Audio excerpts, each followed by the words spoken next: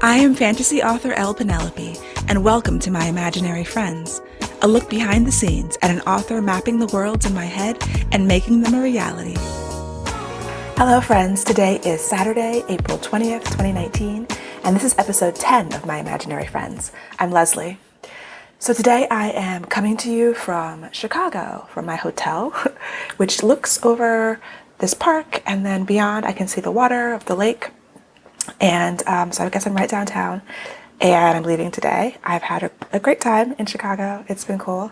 And this episode is special because I have a special guest, which we will get to soon. This is not an interview show. I never planned to do a lot of that because otherwise, if I did that, it would be overwhelming. And there's so many interview writing podcasts that I wasn't going to bring anything really good to the table. So unless I thought that I was going to bring something new and interesting, then I didn't want to do it.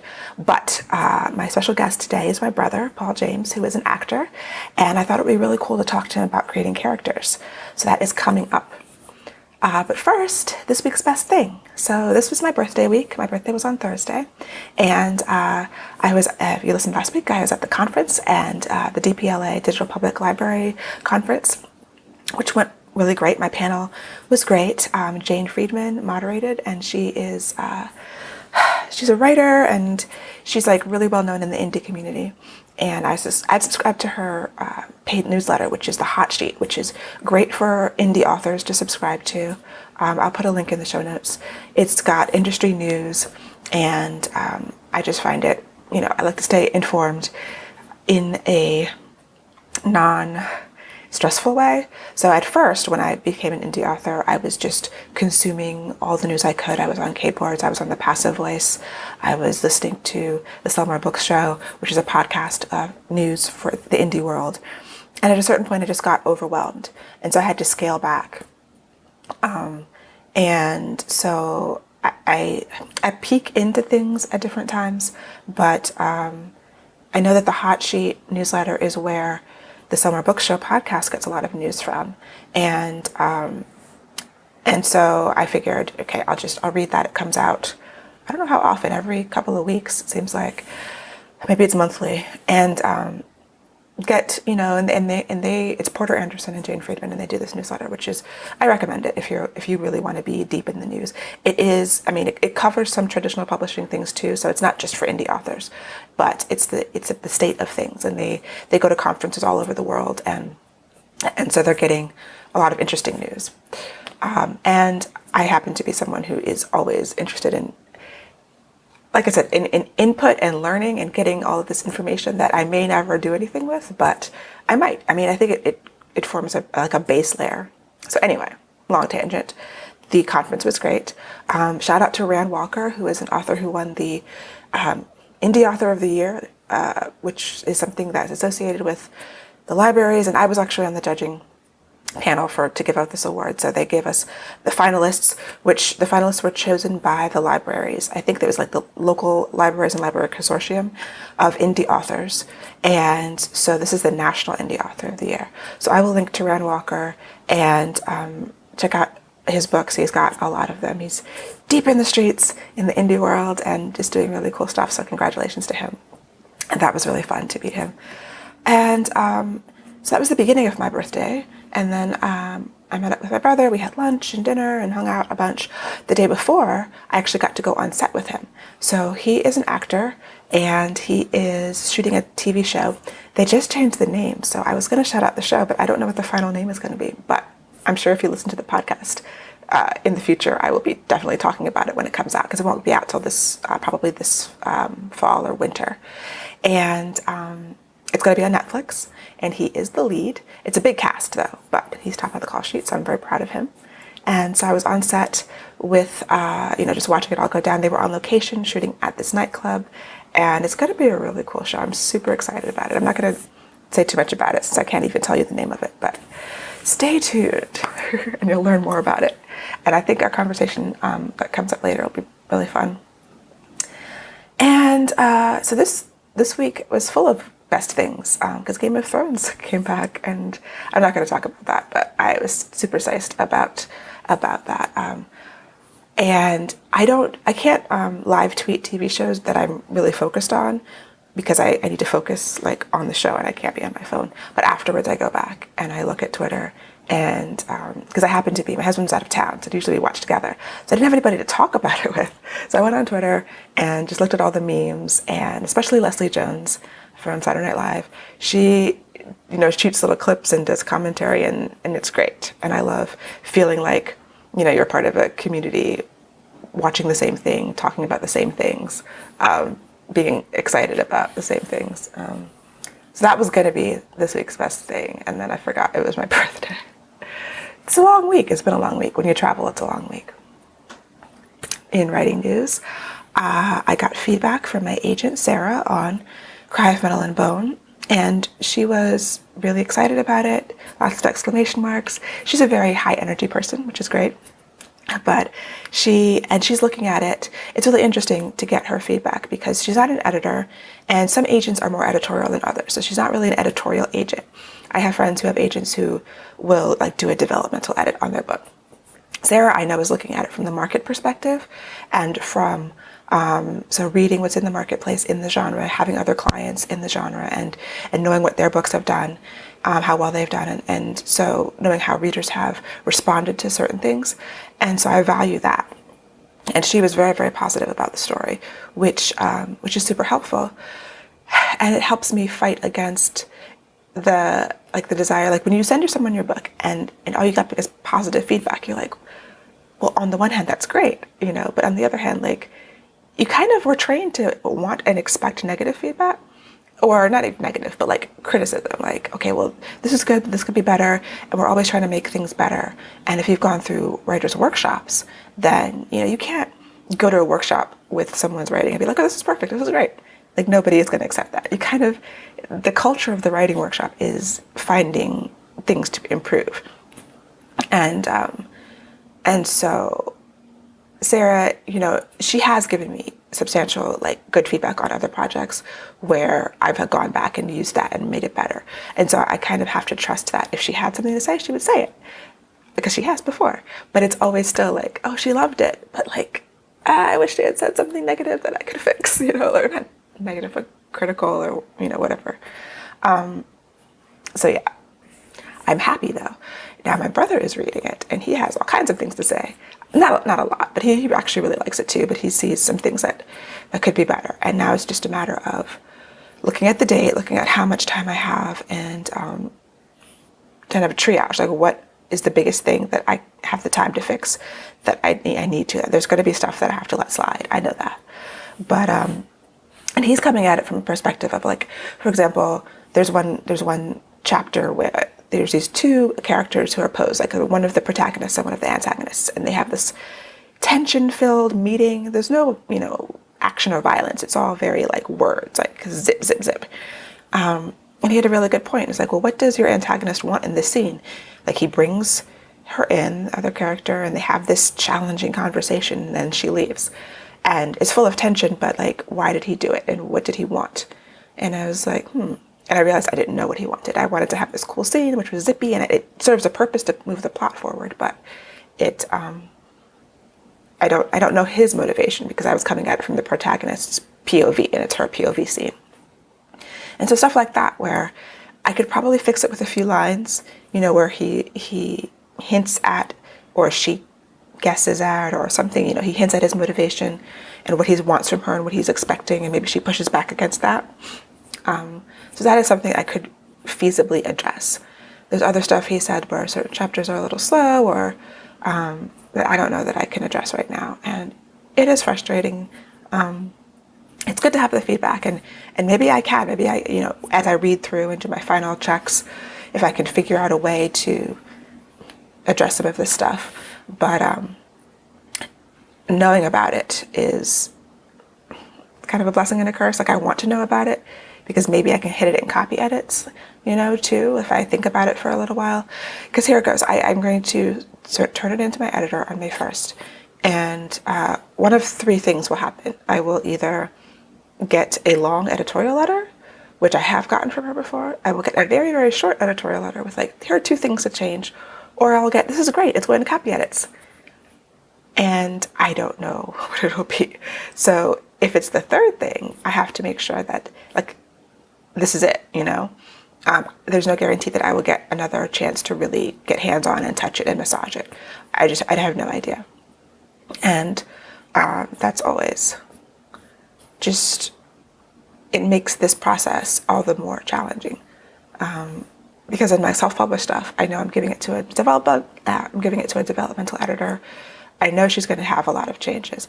And then I know that I have all this time, even, you know, up until copy edits and after, because I'm driving the editorial process. So not driving that process and knowing that it's got to be, when I send it off, it could be it. So having Sarah's feedback being super positive is, you know, I know if I don't touch it anymore, if I leave it exactly as it is now, from the market perspective, it's probably good enough. And the challenge of, you know, being an artist who is selling things to a market and with either a big corporation or even indie stuff, like we have to focus on the market too, but it's good enough for the market. Is it good enough for me? And the market's standards aren't always my standards, you know? So, but I feel good about it. I still feel good. Like, even if I don't get to tweak anything or change anything, if I just go through and try to do another pass for typos or actual logic leaps, you know, my final pass, it has gotten the stamp of approval that it should be good enough for the market. And making that good enough for me is always going to be a challenge. Epigraphs. That is the thing I'm working on now. I think last week, there was a thing I didn't want to do. And so, okay, I had settled on doing the epigraphs as newspaper clips. Like, in the book, there are newspaper editorials that are woven in as part of the plot. Like, there's a group that is, not editorials, letters to the editor. There's a group that's writing letters to the editor for the newspapers, and they've captured the public's imagination. And so that's part of the plot. So I was like, well, let me take clips of that, and maybe I can do other newspaper clips. And I was going to do the chapter epigraphs that way. But then I started, and I was like, well, they're not that interesting. Like, I don't want each, you know, some people are going to skip them anyway, so they're not going to be, it's not like must read, but if they're going to be there, they should add something. And I thought that the newspapers would be a way to build out the world, show perspectives from lots of different people. I had other letters to the editor from just common people. I had a whole list of things that I could do. And I started the research and researching like 1920s newspapers and this tone and style of voice. And I sat down to write it and I couldn't. And then I was like, well, it's probably, okay, it didn't feel right. It wasn't right.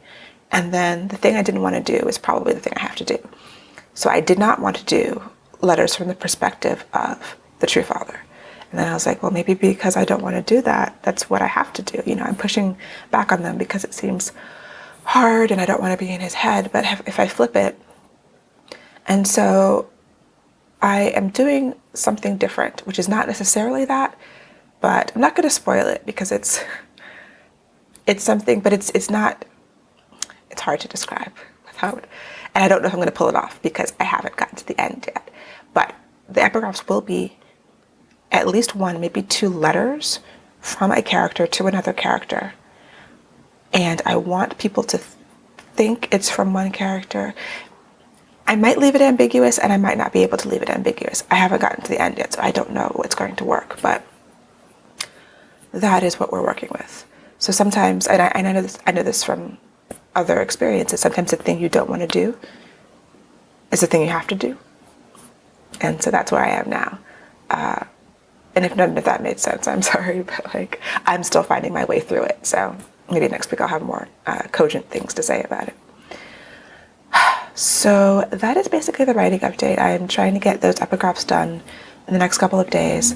And then when I get home, print out the manuscript, read through it again, make some tweaks, and be ready to send it off. I usually am done a few days early. Like, I don't want to be still working. I don't want to be still working at the end of April. I want to And I'm also going away next weekend again, but I'll be able to work while I'm there. But it's always nice to just get to a finishing point, and not push it like I have 1 more or 2 more days. Let me just do more things. I don't like doing that. I print it out, read it through, and then enter the changes and format it and send it. Whatever day that is, that'll be when I'm done. And now our special guest. So my brother Paul has been an actor since he graduated college. He's been working professionally. I don't know, 15, 16 years, something like that. And he's been in lots of stuff. You can check out his IMDb page. I'll link that too. And it's exciting because he's got some cool projects coming up.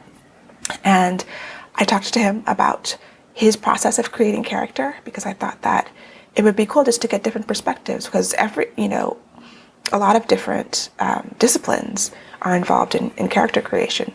And he has to bring a writer's words to life. So here is our conversation.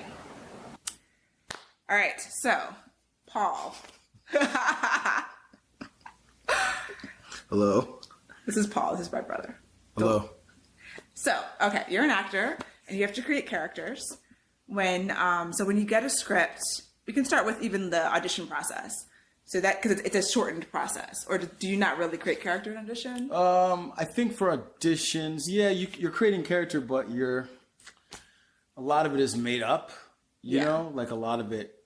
It's not based on anything. Yeah, it's not based on anything, or it's based on the wrong types of things. Okay. Like you're trying to fill in gaps. Yeah.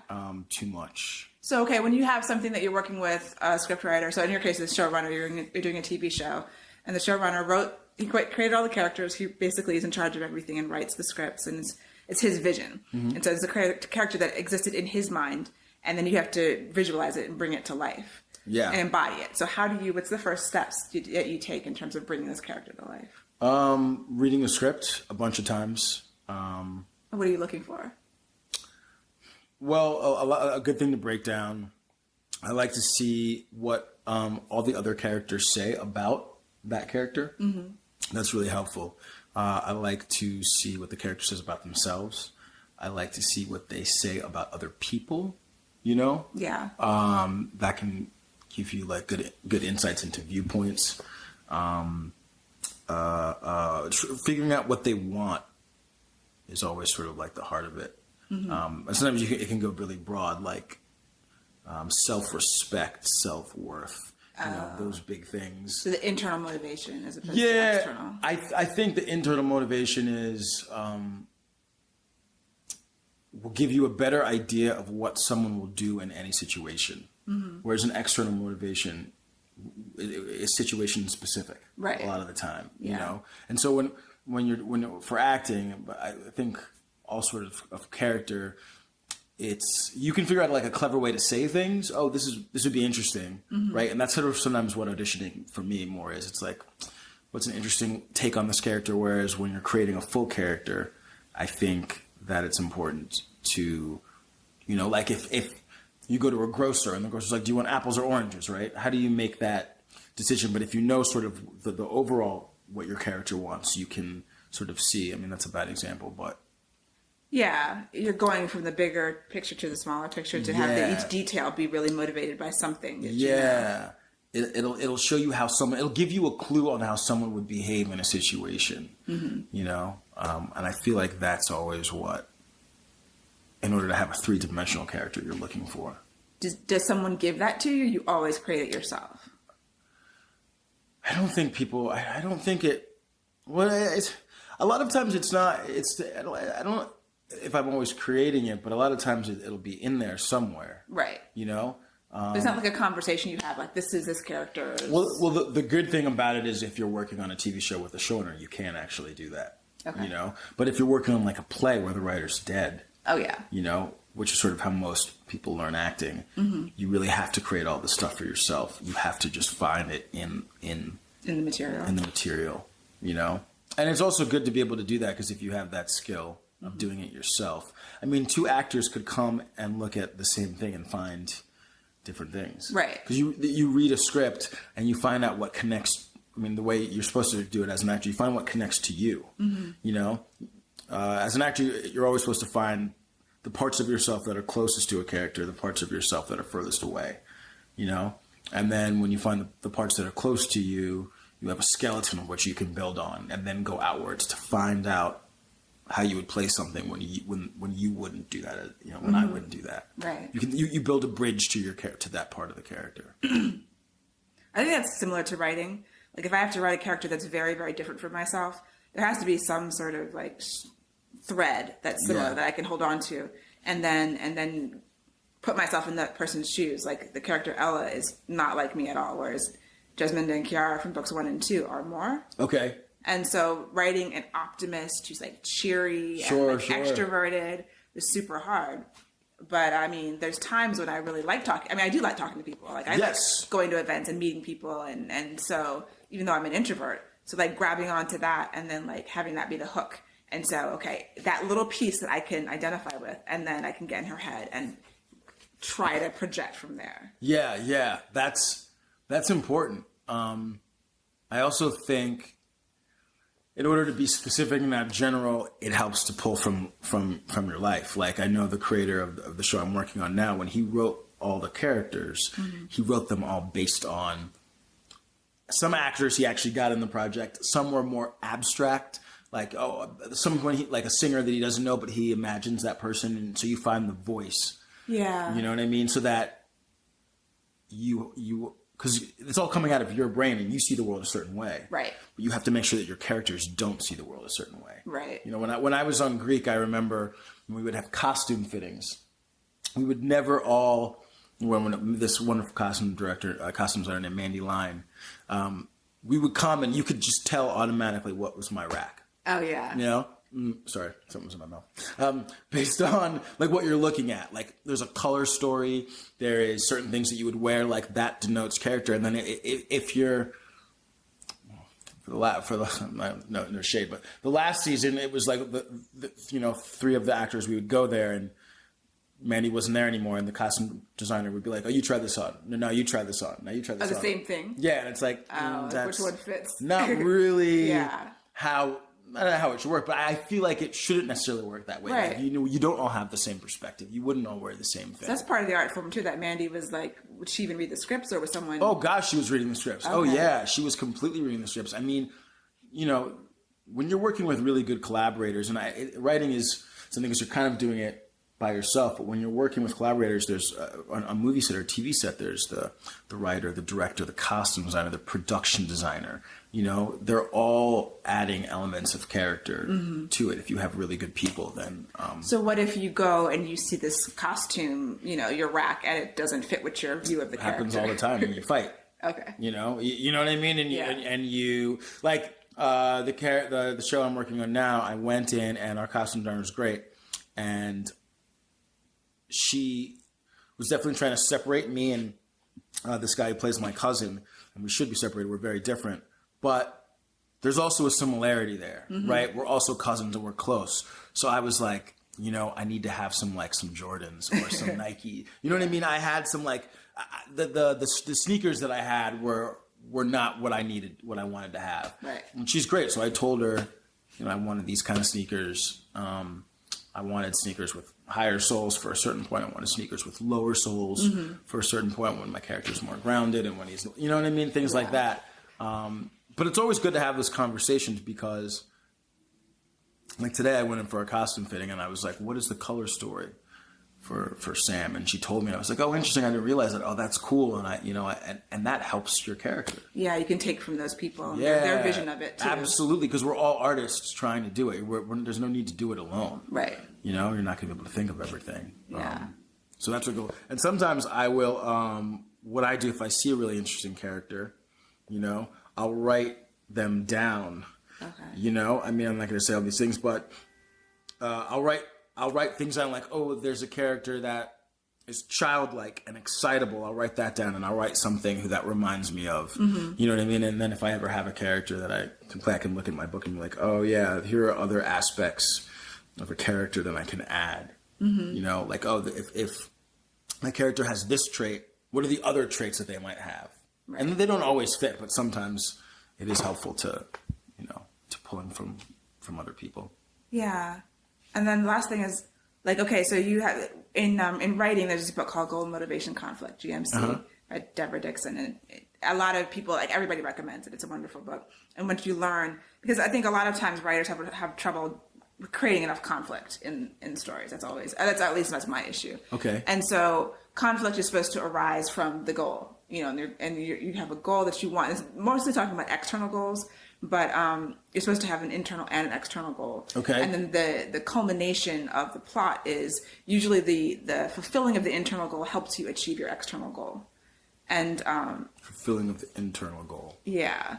Okay. So, like in a story, I don't know what is a good example, but something I don't know. But like if there's a character that needs to find faith in themselves, that needs to believe in themselves, before they can, slay the dragon or whatever, they have to find that inner thing. Oh yeah, and that allows them to do the external thing. Sure, yeah, I understand. And so, do you ever come into a situation where the conflict is resolved in a way that feels wrong to your character's goals or the character's? That's tough, Well, the thing about being an actor is that it's less yours than it is than what. My creating character is much less mine than than yours is. Yeah. 'Cause I'm the god of it all. Absolutely. So, it can happen in TV show, movies it doesn't, right? Because movies, you have the whole thing. Mm-hmm. So whatever the internal goal and the external goal, they just have to match. And in a TV show, you can sometimes have different opinions about, as you get more scripts, well, my character wouldn't do that. Mm-hmm. But ultimately, you can state that in whatever case and try to convince, but ultimately it's up to the writer to do that, and you just have to to find a way do the best you can to play that, But also TV shows, there's a writer's room, so a lot of times shows are written by different people. Like each episode, it could have a different writer. That is true. They're bringing something different to it. That is true, and right. And I think a lot of writers' rooms work different ways, but ultimately, the showrunner is the one that's making those decisions and sort of making them all make sense. And so they keep the cohesion there. Yeah. I mean, I'm not necessarily great with this. There are some times when I was on the show Greek, there were certain writers that I could be like, oh, this is that writer, and there are certain writers that I really enjoyed, more. I just sort of understood more where they were coming from, or there were certain writers that got the comedy more, and then certain writers that got the drama better. You know what I mean? Yeah. But it's not, I feel like you get listened to, the longer you've been in it, the more credits you have, the more respected you are. Okay. So I could have a valid point about character and not get listened to, as opposed to like if I was doing a movie with like Meryl Streep. I'm sure, and every writer would just sort of defer to her. Right. But she sort of earned that, Yeah. That's fair. And a lot of times you don't agree. And it's different. It's different tastes. It's different taste. Mm-hmm. Yeah. It's like the things that are exciting to me, it might not be exciting to the writer. The things that are exciting to the writer might not be exciting to me. But as an actor, it's not my thing. Yeah. Yeah. So there's a different aspect of the character creation process. Yeah, when it is being written as you go, like on a TV show, right? If it's a play, now that's an interesting thing too. I did a new play where as you do it, and that's the thing about TV writing too, is as you keep going, they learn your strengths and they tend to write. They tend to write towards your strengths. Right towards you, yeah. They figure out what you can do. You see that with a lot of shows. Look at Parks and Rec is a perfect example of that. As the show went on, it became better and better because they were writing to I haven't rewatched it, but Chris Pratt was always funny, but like season 1 Chris Pratt is nowhere near as funny when they realize what they had in him. Yeah. You know what I mean? Everything gets heightened each time. Everything gets heightened. That's true. Even Retta comes into her own. Aziz, like they all, as you learn them, you're able to, I think writers are able to hear that voice when they're writing. Yeah. And I think that always changes it. Cool. Awesome. All right. That's it? That is it. Thank you for being on my Imaginary Friends. Imaginary Friends, yay. Thanks so much for joining me. I hope that you enjoyed the conversation with my brother, and I will talk to you next time. Happy reading. For episode show notes and to learn more about me and my books, go to lpenelope.com. Subscribe to My Imaginary Friends wherever you get your podcasts, and check out the video episodes on YouTube. Please leave a rating and review to help support the show.